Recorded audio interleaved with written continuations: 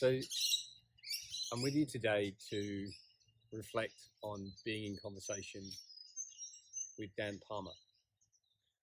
And it's taken me a while to make this. It took me a while to listen to those conversations, because one of the things that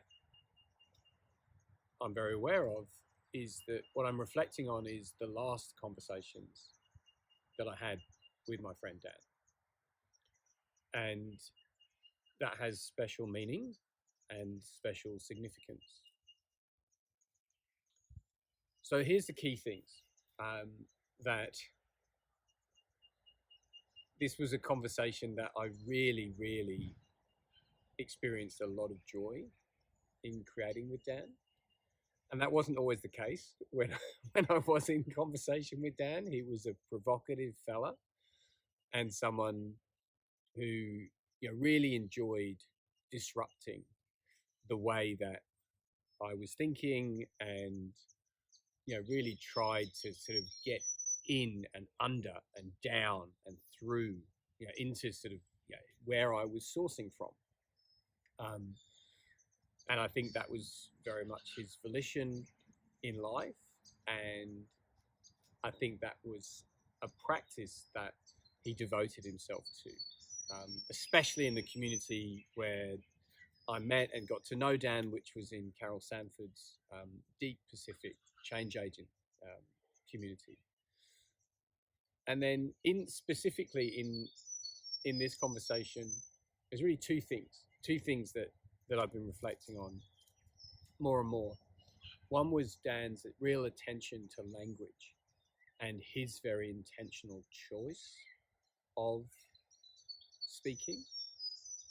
And in particular, this one reframe that he gave to a word that I use a lot, and the reframe of that word in a phrase that I use a lot.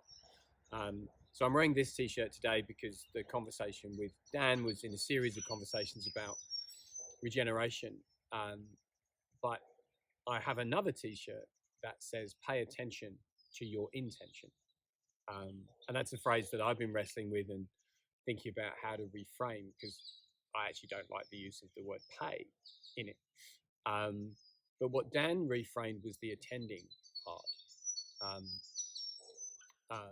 And essentially, he suggested that it should be attending, not just pay attention, but be attending. Attending being a sort of a warm and sort of open frame and framing. So that gift of giving attending to my intention, was well received at the time, and something I've reflected on over and over since. Also, this conversation that we had around humans creating things that are beautiful, and I think beautifully formed in their functioning.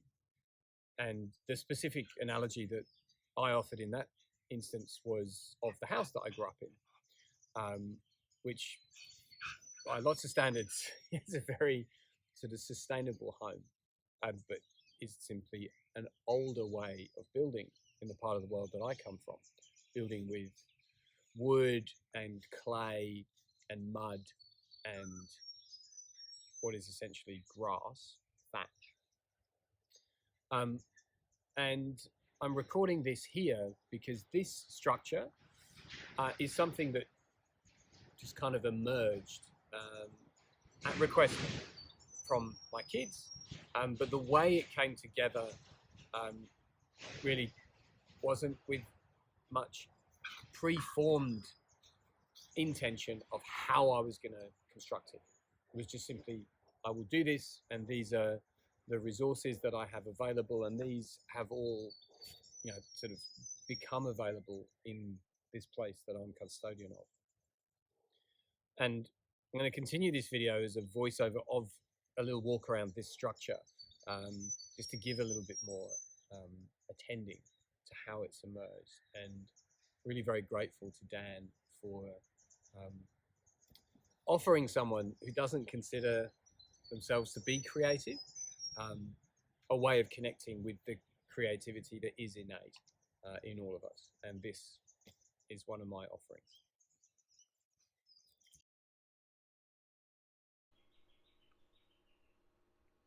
So, as I mentioned, this was a very sort of impulsive construction, and I sort of framed this up very quickly, just with the sort of beams that are now central.